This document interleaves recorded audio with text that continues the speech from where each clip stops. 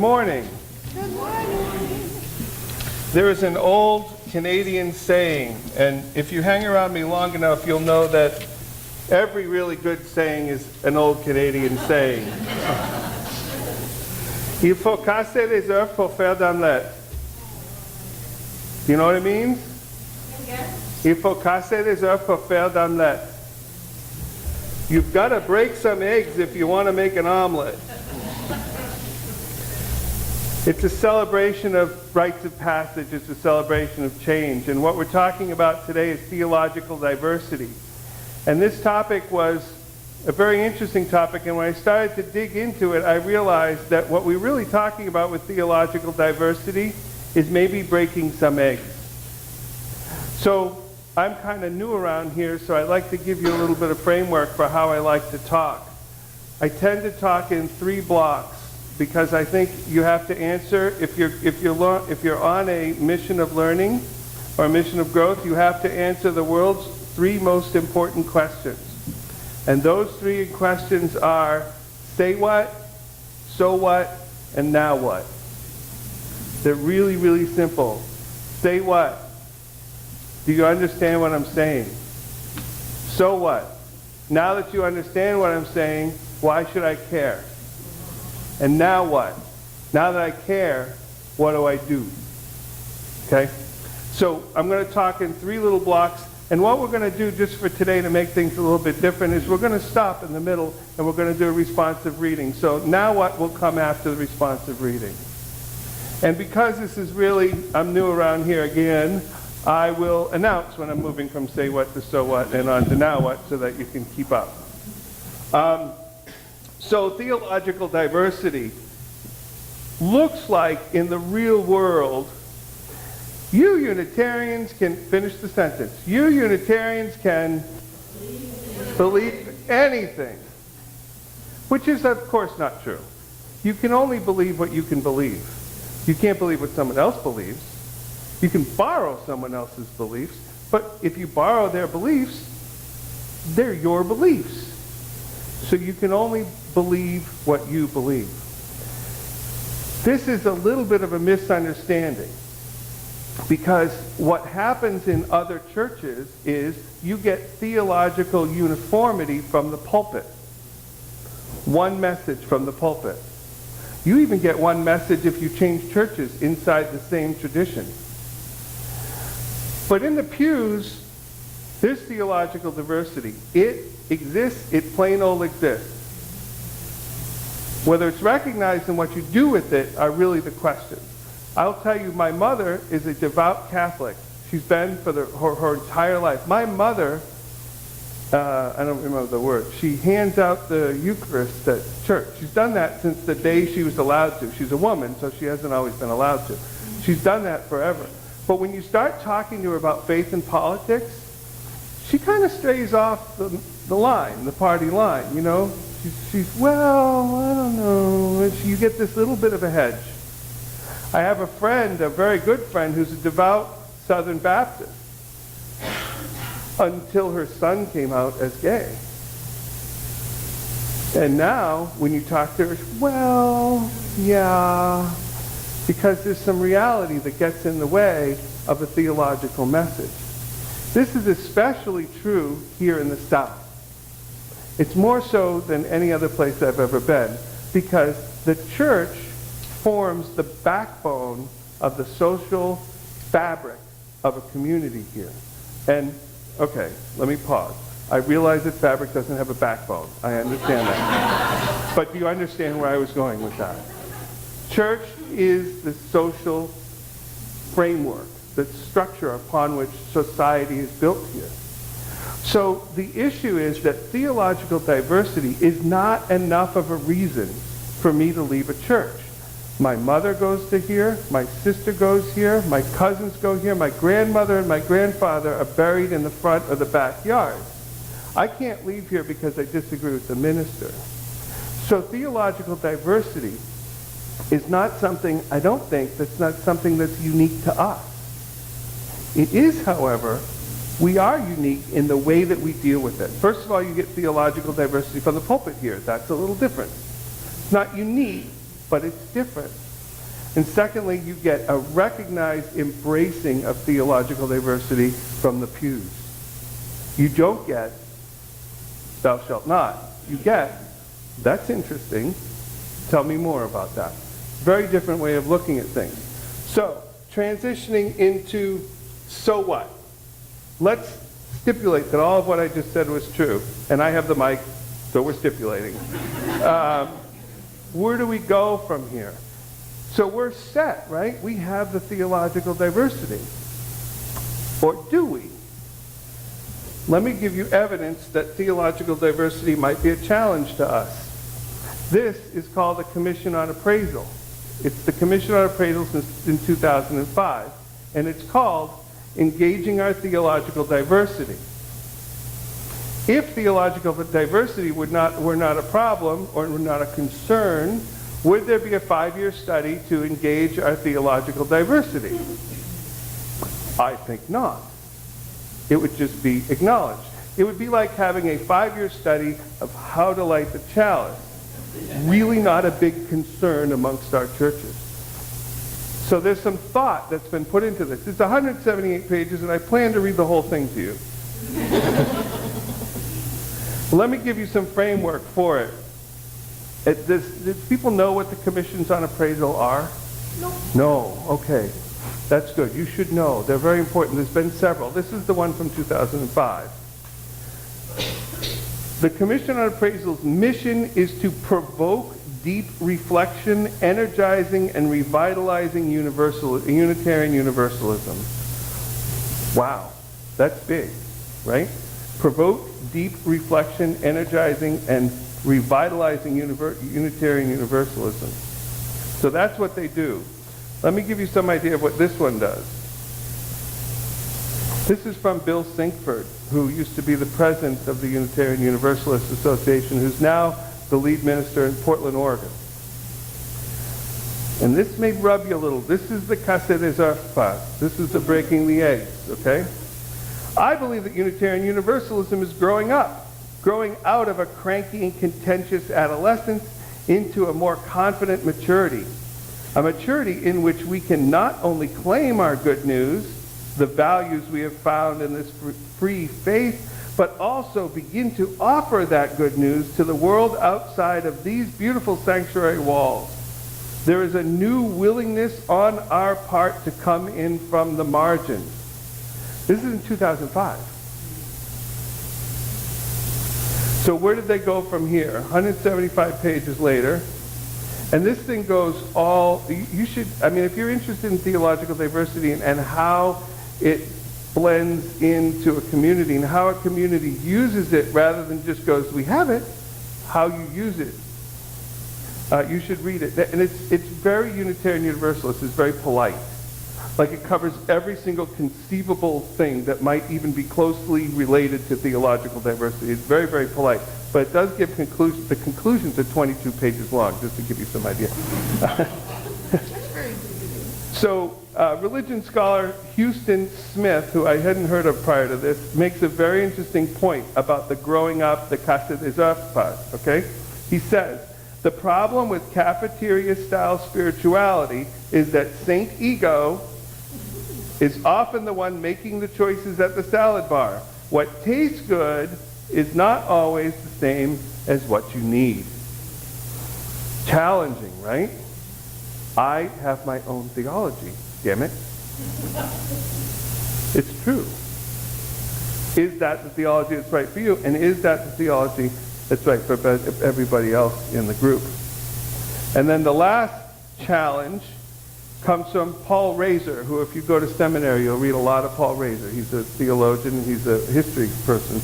Liberals want to create a strong and inclusive community, right? Everybody agree? But we want to do it without giving up anything, without letting down the barriers we erect around ourselves in the name of individual autonomy. The barriers we erect around ourselves in the name of individual autonomy. That's harsh. I'm going to give you a story. And this is a true story. This is a real story. It's a story of two organizations, just like the UUA. These two organizations were the best in their field. They were world-renowned. One of these organizations' name actually became a verb that I believe all of you have used. They went through a growth process. They became these worldwide recognized organizations. And that took about 50 or 60 years. And then in a period of about 10 years, it went away. And the important story is what they did. One of them dug their heels into the ground and said, we're not changing, society will change. Society is not going to change the way you think it's going to change, it's going to change the way we think it's going to change. Damn it. And that's what they did. The other organization looked around and said, wow, people don't want that anymore. Well, we do all this stuff, and we do this stuff really well. And they changed. One of those organizations is gone. It's almost gone. It's effectively gone. The other one is bigger and more powerful than it was before. The one that's gone, Eastman Kodak. Okay? Dug their heels in. No one's going to want digital pictures. That's stupid. The other one is Xerox, which you probably don't know. That's the verb, right? We use it as a verb. It's a company so powerful, we use its name as a verb. They are huge. They're bigger than they were before. They don't make photocopiers anymore, but they're bigger than they were before. So the casse des oeuvres, the where we are in the, as Bill Singford put it, the moving from one ritual to another ritual, from one stage of life to another stage of life. Let's take a few minutes, do a reflective reading, and then we'll do now what? We do not have to think alike to love alike. Say what? We don't think alike. So what? How do we grow, rather than just define ourselves by a bunch of people that don't think alike, how do we grow to be something, as Bill Singford says, that can deliver that message to the greater world outside these beautiful walls of the sanctuary? Now what? Love is the spirit of this place. We say it every Sunday, don't we? What does that mean? Have you ever heard of a guy named Maslow who made a hierarchy of physical needs, right? So you need to have water and food, and then you have to have safety, and then you have to be loved, and then you could be self-actualized, right? So you go from, you obviously can't be sitting around trying to figure out what God is or what God isn't if you don't have any food. It's very just common sense. I think that interpersonal relationships have the same hierarchy. And I honestly can't remember whether I made this up myself or whether I read it somewhere, so I'm going to just say that. I think if I do 3 more times, then it's mine. So I think that there is an acceptance that people use words, okay? So the very first level is acknowledgement. Do I see you? Do I know you're there? Do I even know you're there? The second level is tolerance. Now that I know you're there, I'm all right with that. So there's some power in the word tolerance, isn't there? Because it's given and received, so there's some power there. The third level is acceptance. I see you. I'm happy you're here. I not only recognize you're here, I'm okay with you being here, I'm happy that you're here. The fourth level is some covenantal relationship, where we're feeling our way into a relationship. We usually write that stuff down.